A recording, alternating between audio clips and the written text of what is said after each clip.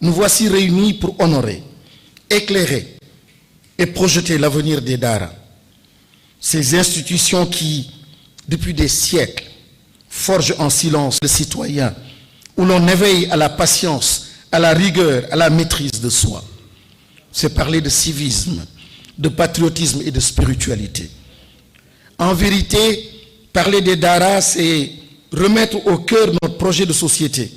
Derrière les savoirs disciplinaires transmis se trament aussi des savoir-faire, des savoir-être et bien souvent des compétences professionnelles que notre temps redécouvre avec admiration. Alors posons la question en toute sincérité. Il est dans le cœur des hommes et des femmes qui, dans le silence des Daara, ont su transmettre la lumière du Coran. Le président de la République, son excellence, ni une affaire de séminaire ou de conférence réservée aux experts. Elles doivent être enracinées dans le réel, aller à la rencontre des acteurs, dans les régions, dans les Daara reculés comme dans les plus établis. Écouter, entendre, comprendre, car c'est au plus près du terrain que se forgent les solutions durables. Dans cette démarche, les qualités humaines et les postures éthiques, les pensionnaires des Daara doivent pouvoir accéder, s'ils le souhaitent, à la maîtrise de l'informatique, de l'anglais, de la pensée critique, des sciences modernes, sans jamais perdre leur ancrage spirituel. L'ouverture n'est pas une dilution, elle est élévation. Les Daara sont une composante essentielle de notre mémoire collective et de notre avenir éducatif. Mais il s'inscrit, et chaque cadre éducatif confessionnel, quelle qu'en soit l'obédience, trouve sa place dans la construction d'une société sénégalaise harmonieuse, inclusive et fidèle à ses valeurs de tolérance. Mais au-delà des structures et des textes, cette initiative s'ancre dans une volonté ferme de répondre à une souffrance humaine qui nous interpelle chaque jour. Elle s'inscrit dans le cadre de la lutte contre la mendicité infantile, ce drame silencieux qui expose les enfants talibés, souvent livrés à eux-mêmes, à l'errance, à l'insécurité et à la précarité. Ces enfants qui arpentent quotidiennement nos rues ne doivent plus être perçus comme les angles morts de nos politiques publiques, mais comme des visages concrets de l'urgence éducative et sociale. Et ça, ce n'est pas les Daara. En plaçant donc les Daara au cœur d'une réforme inclusive et structurée, nous affirmons qu'aucun enfant du Sénégal ne sera plus laissé à la marge. Chaque destin mérite protection, dignité et espérance, comme le veulent les Daara. Mais notre responsabilité ne s'arrête pas à la lutte contre la mendicité des enfants talibés. Elle s'étend aussi à un autre fléau. Il ne s'agit plus seulement de protéger l'enfant vulnérable dans la rue, mais aussi de préserver la dignité de l'homme dans la salle de la rue, mais aussi de préserver la dignité de l'homme dans la salle de classe. Car l'infantilisation morale de l'adulte, ce renoncement progressif à la pudeur, à l'exemplarité, à l'élévation intérieure, même dans les lieux où l'on est censé transmettre le savoir, est le reflet d'une crise plus large. C'est la crise des valeurs. En réinvestissant les Daara dans le projet éducatif national, en les plaçant au cœur d'une vision de transformation, nous ne corrigeons pas seulement les déséquilibres structurels, nous réintroduisons un souffle moral, une exigence éthique, un langage du cœur qui manque cruellement à nos écoles. C'est d'ailleurs le Coran lui-même qui nous rappelle cette vocation profonde de l'éducation. Lis au nom de ton Seigneur qui a créé Iqra, Bismi Rabbika alladhi khalaq. Et pour ceux qui cherchent les degrés de l'excellence, la parole divine est sans équivoque. Allah qui dit aussi dans Surat Al-Mujadila, verset 11, Allah élève en degrés ceux d'entre vous qui ont cru et ceux qui ont reçu le savoir. Je voudrais ici saluer avec gratitude profonde les Borom Daara, les Ndey Daara, les Ndongo Daara, les généreux et discrets mécènes, les familles religieuses, tous ces gardiens de la lumière qui, sans relâche, ont porté le flambeau de l'éducation spirituelle.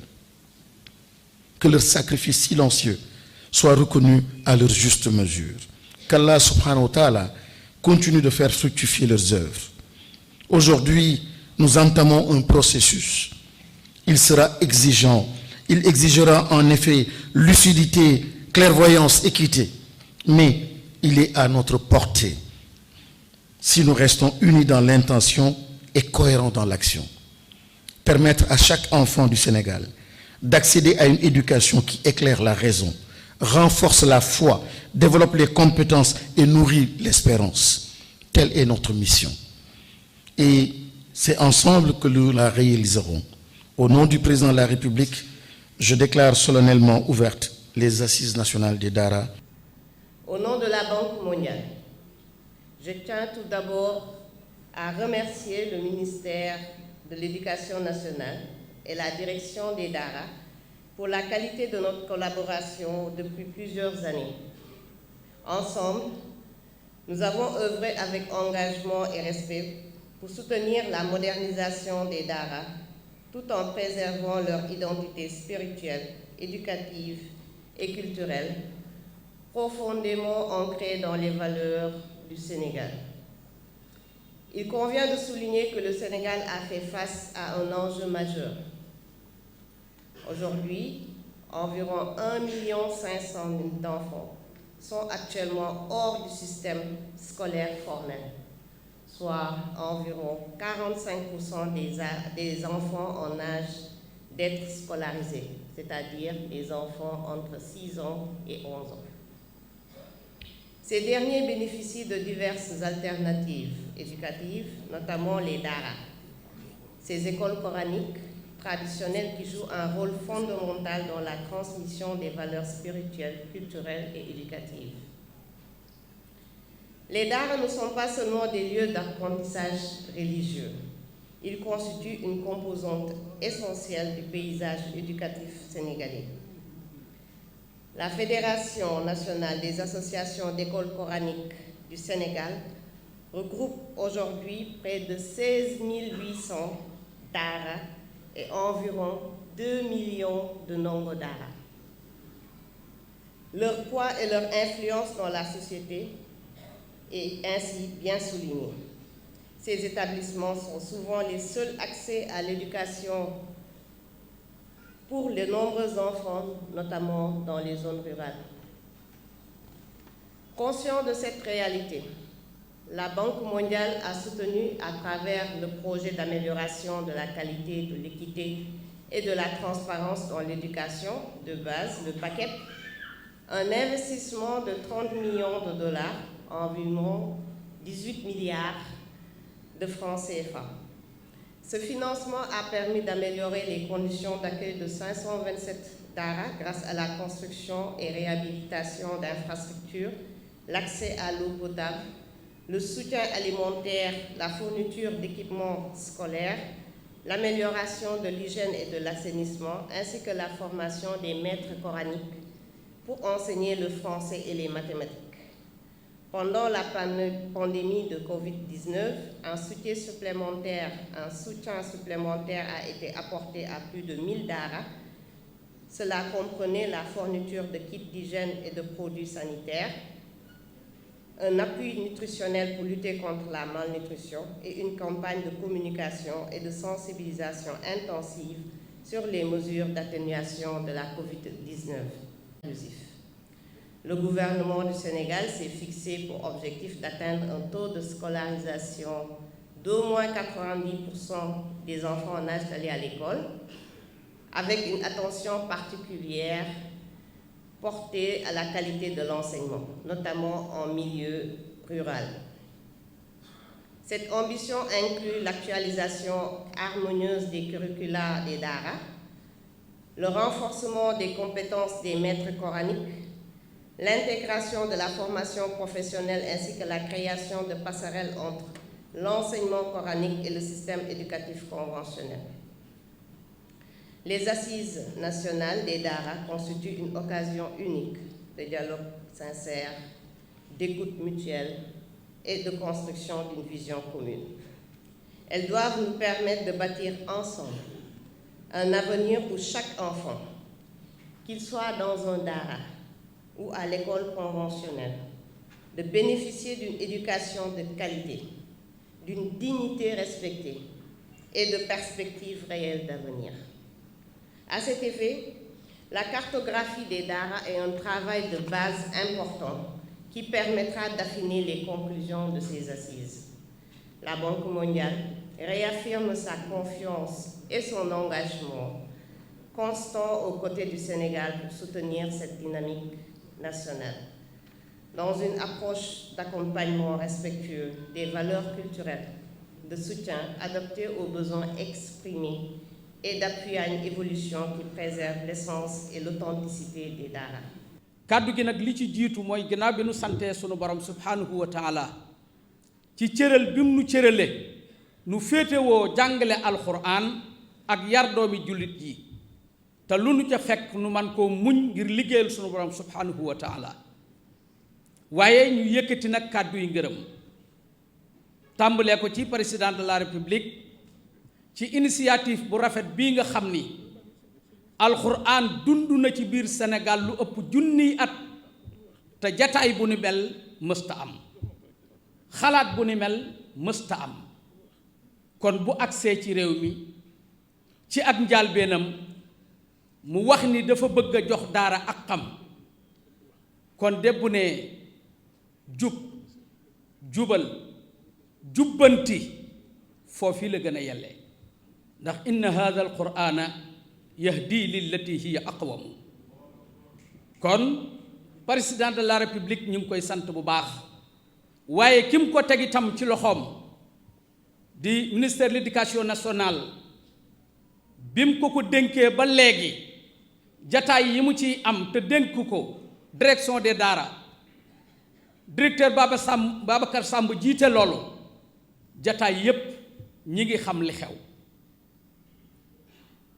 ñi ngi koy fekkee wax nañ ni it dañoo bëgg ñépp bokk ci te nun loolu la ñu soxla daara nag képp koo xam ne danga koo bëgg a jox ak xam faaw di nga waxtaan ak sëriñ daara yi ndax ñi fi jaar ñépp wax nañu ko daara dafa yàgg tumuranke ñu xañ ko lu bari buñ ko xañoon dong toog bañ ko cee tegal benn difficulté benn jafe-jafe mu dem ak boppam waaye dañ ko cee booleel ay jafe-jafe ànd ak loolu lépp li daara réalisé ci Sénégal gii buñ ko génne woon teg ko boor bokk yi lu ciy des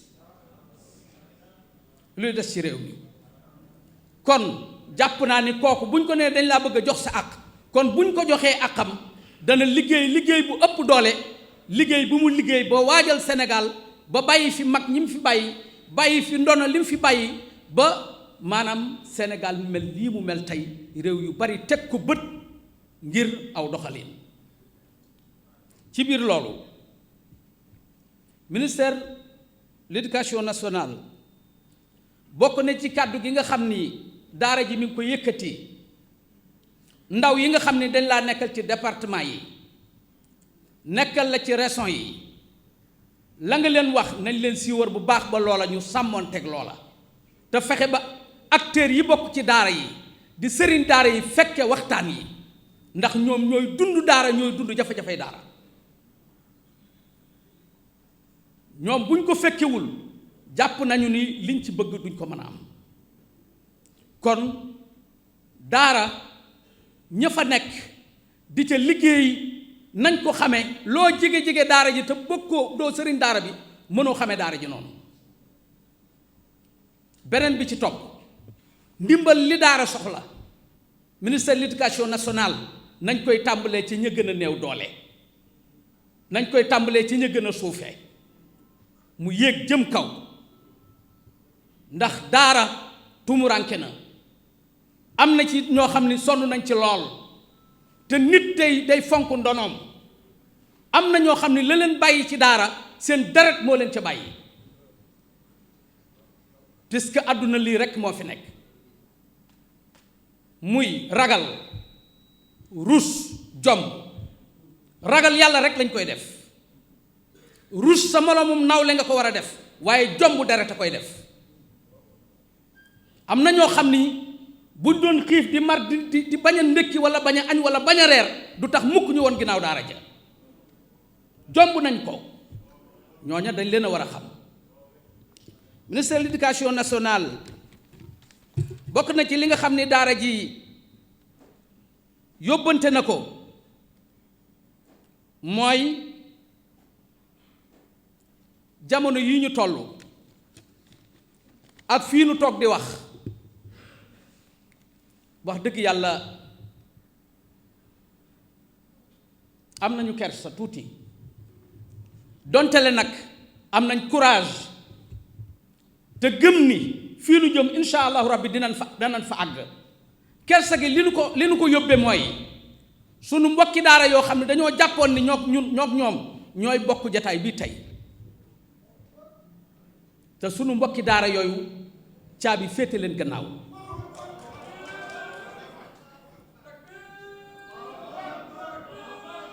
waaye jërë ngeen jëf.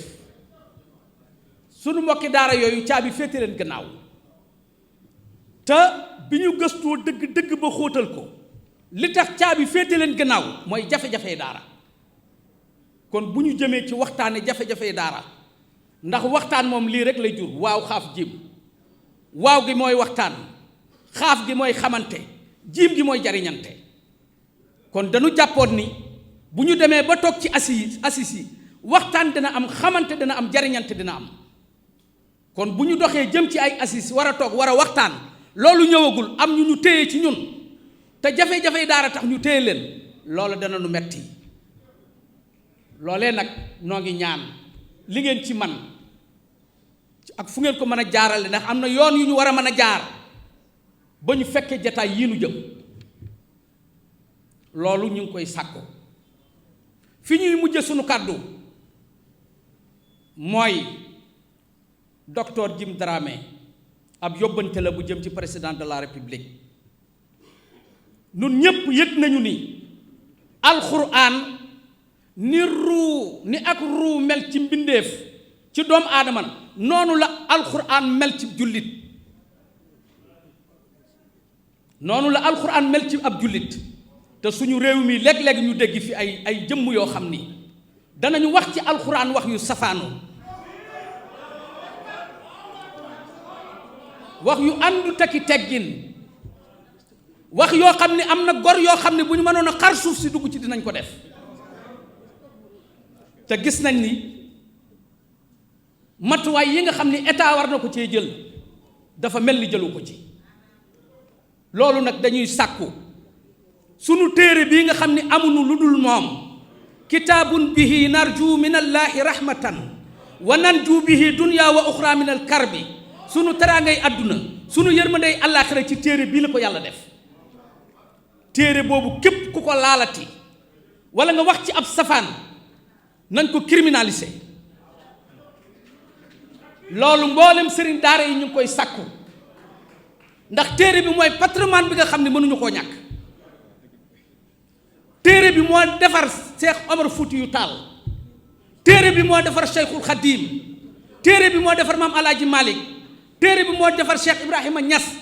kuñ fii tudd ba àddinay tukki téere bii moo la defar, ndax ñoom am na ñu fi nekk ndooloon te kenn dootu leen tudd, kenn xamatu leen. ñoom féete wi ñu féete woon ak alxuraan moo tax alxuraan seen tur ba àddinay tukki te yawmal qiyaamatil akbar la seen tur di gën a jolli. kon téere boobu nan nu ko aaral. noo ngi daaneel sunuy kàddu di wax